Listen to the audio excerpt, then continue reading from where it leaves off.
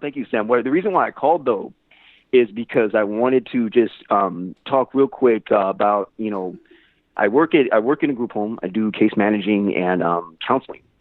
And I wanted to discuss just real quick. I have a client who is 17 years old. He's half black, half white. And I just wanted to kind of a little bit discuss the two sides of how, lack of sources and how the internet can do what the internet can do to a youth or an impressionable individual.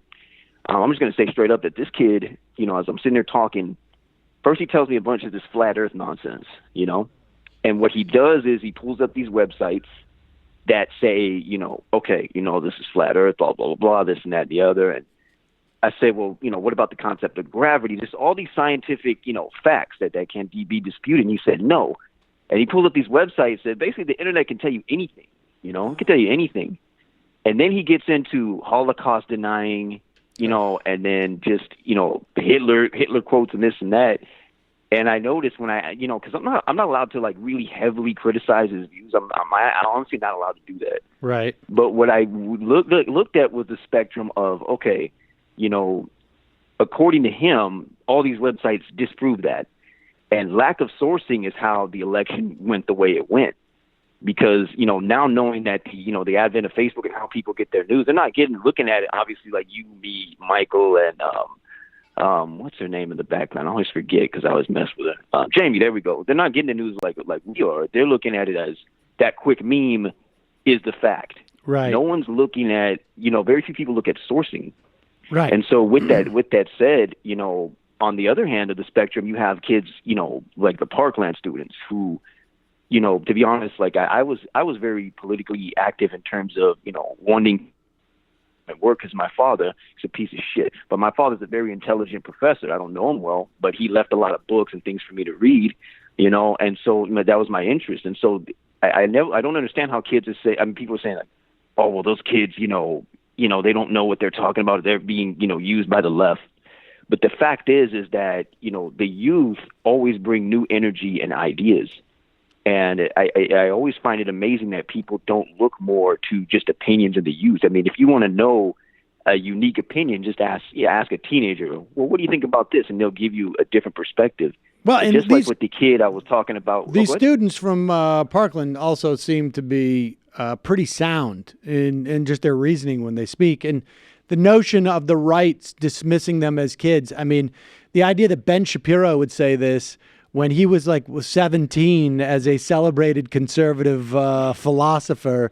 And I've seen over the years where they embrace, like the 12-year-old, we had Jonathan Crone on, I guess 5 or 6 years ago after he sort of, grew up. I mean, of course they just have an issue of what they're saying. But yes, you're right. You can get a very unique perspective from young people, and young people have been responsible for some of the greatest changes in history. So yes, it's absurd, but please continue. Yeah, no, all I wanted to say. Also, changes in the vernacular, like words like smash, as an example. Yeah, or or Becky, or Becky. If I'm telling Sam basically that me and two Beckys, man, we about to get it in, dude, straight up. Like Sam is looking at me like, what? Who is Becky? Who is Becky? Where does she work? Well, I assume. Wait, I know Becky Bond. Becky, she organized for Bernie. I assume Becky is some type of slang word that you are using to refer to these. I'll show you a Wiz Khalifa lyric later. Well, but the last thing I want to say is just like I said, the internet. Obviously, I've been going on since the '90s, and it's there for good information from credited individuals. But separating the real from the fake can be difficult. So that's why I was talking about the different spectrums of sourcing and how it's now actually having an effect on our democracy. But the last thing I want to say is, all y'all in the studio have an obligation to force Sam to listen to that new Cardi B album and really get him on, get him up to date. Yep, on a lot of things. Yeah, totally. Indeed. Did it come out as an album? Could I listen to it on my record player? Yes. Yeah, actually, records are back. What we should really try to do is see if we can get a cassette and put it in a Walkman for you. Oh, that's what we like. And then Sam's going to listen to it, and then in 10 years he's going to be like, I never heard it. Asa what? I just want to say that my favorite line on the Cardi album was, "You want to send naked pictures to my man, screenshot them shits, now they're on the gram."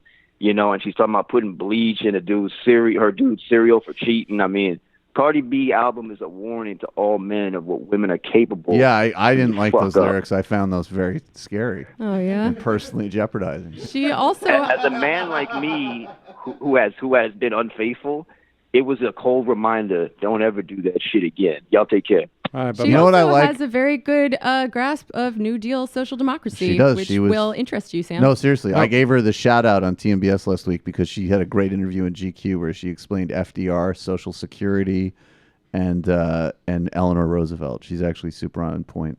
Bernie's like, Killer Mike, Run the Jewels was so last year. Yeah. Cardi B's a fine Dominican and she gets Social Security. Hello. Her and Bernie have been having a social media a little affair today. They've been Instagramming. Yeah. Bernie retweeted her something. Hey, Jane, don't put bleach in my cereal. What's up, Cardi?